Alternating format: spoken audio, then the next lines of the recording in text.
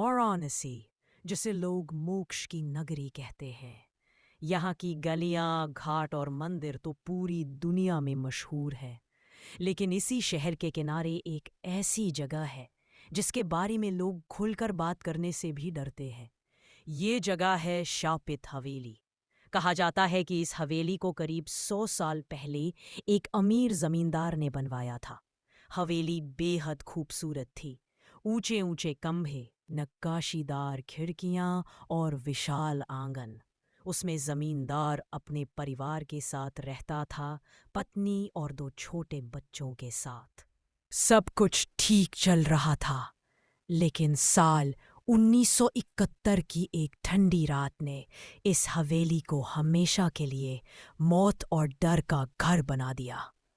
गांव वालों के अनुसार उस रात अचानक हवेली में आग लग गई।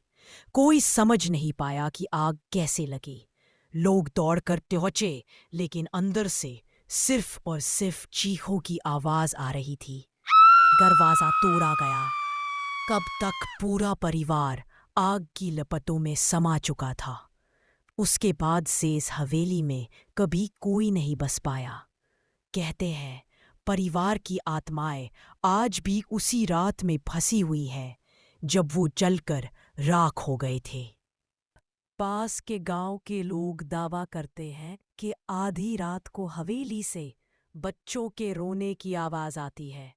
कई बार लोगों ने खिड़कियों में एक औरत को सफेद साड़ी पहने खड़े देखा है, जो जलते चेहरे के साथ मदद की गुहार लगाती नजर आती है। एक बार कुछ कॉलेज के लड़के हिम्मत करके हवेली के अंदर रात गुजारने गए। उन्होंने मजाक में मोमबत्तियां जलाई और वहां सोने का प्लान बनाया।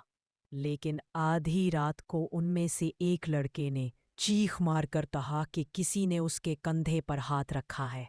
बाकी लड़कों ने भी दरवाजे अपने आप बंद होते देखे। सब डर कर भागे, लेकिन अगले दिन गांव वालों ने बताया कि उनमें से एक लड़का लापता हो गया। उसकी लाश आज तक नहीं मिली। एक और घटना करीब 10 साल पहले। एक पंडित ने वहां पूजा करके आत्माओं को मुक्त करने की कोशिश की थी। पूजा के दौरान हवेली के अंदर अचानक हवा का तेज झोंका आया। सारे दीपक बुझ गए और पंडित जी ने वहां औरत के चीखने की आवाज सुनी। वो पूजा अधूरी छोड़कर भाग गए और तब से किसी ने दोबारा कोशिश नहीं की। आज भी वो हवेली वीरान खड़ी है।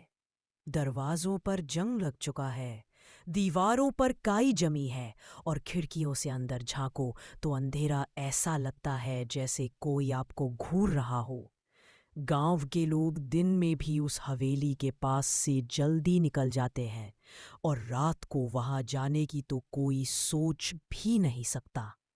लोगों का मानना है कि जब तक उस परिवार की आत्माएं शांति नहीं पाएंगी, ये हवेली हमेशा डर और मौत का प्रतीक बनी रहेगी।